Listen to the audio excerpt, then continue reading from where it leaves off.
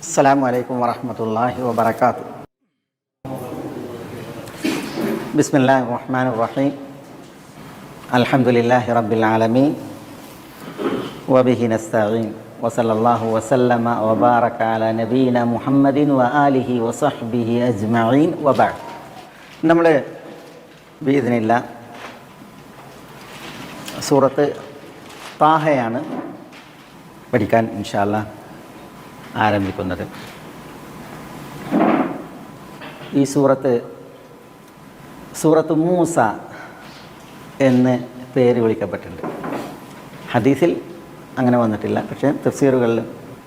അതേപോലെ സൂറത്തുൽ കലീം അൽ കലീം എന്നും മൂസ എന്നും അതിന് പേര് പറയപ്പെടാൻ കാരണം അതിന് വിശദമായിട്ട് മൂസ അലൈഹി സ്വലാത്തു വസ്സലാമയുടെ ചരിത്രം പ്രതിപാദിക്കുന്നുണ്ട് എന്നുള്ളത് കൊണ്ടാണ്. മൂസ അലൈഹി സ്വലാത്തു വസ്സലാം അൽ കലീമാണ്.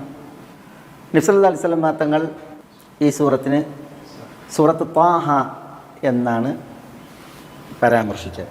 ഒരു സഹീഹായ ഹദീസിൽ ഇന്നൽ ഇസ്മൽ അഅ്ദം അല്ലദീ ഇദാ ദുഇയ അല്ലാഹു ബിഹി അജാബ്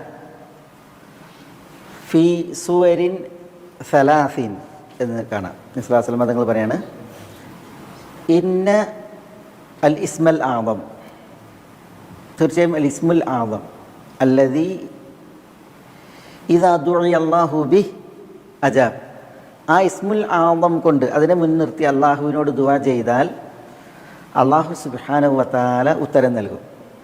അള്ളാഹ്ക്ക് അങ്ങനെ ഒരു പേരുണ്ടല്ലോ, അൽ ഇസ്മുൽ അഅ്ദം. അപ്പോൾ ആ ഇസ്മുൽ അഅ്ദം ഏതാണ്? ആ വിഷയത്തിൽ നബി സല്ലല്ലാഹു അലൈഹി വസല്ലം തങ്ങൾ പറയാണ്, അള്ളാഹിനോട് ചോദിച്ചാൽ അള്ളാഹു ഉത്തരം നൽകും. ഈ ഇസ്മുൽ അഅ്ദമിനെ മുൻനിർത്തി ചോദിച്ചാൽ ആ ഇസ്മുൽ അഅ്ദം 3 സൂറകളിലാണ് എന്ന് പറഞ്ഞു. ഫി സുവരിൻ സലാസ്. എന്നിട്ട് നബി സല്ലല്ലാഹു അലൈഹി വസല്ലം തങ്ങൾ ആ സൂറത്തുകൾ പറഞ്ഞു. സൂറത്തുൽ ബഖറ, സൂറത്തു ആലി ഇമ്രാൻ, സൂറത്ത് ത്വാഹ.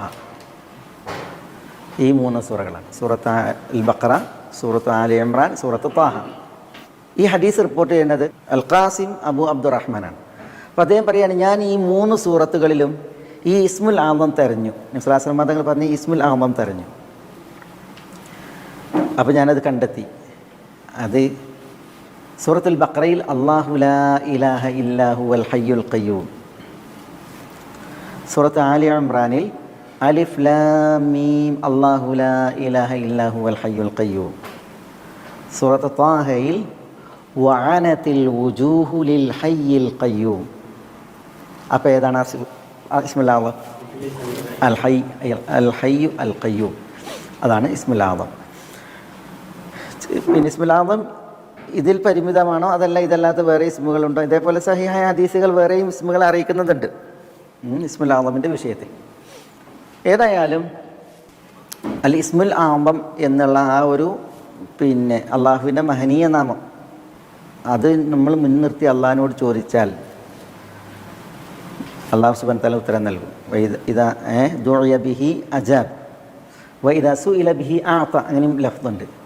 ആ ഇസ്മുൽ അഅ്ദം കൊണ്ട് അള്ളാഹിനോട് ചോദിക്കപ്പെട്ടാൽ അള്ളാഹു സുബ്ഹാനഹു വ തആല ചോദിച്ചത് കനിയും അരുളും. ദുആ ചെയ്താൽ ആ ദുആക്ക് അള്ളാഹു സുബ്ഹാനഹു വ തആല ഉത്തരം നൽകും.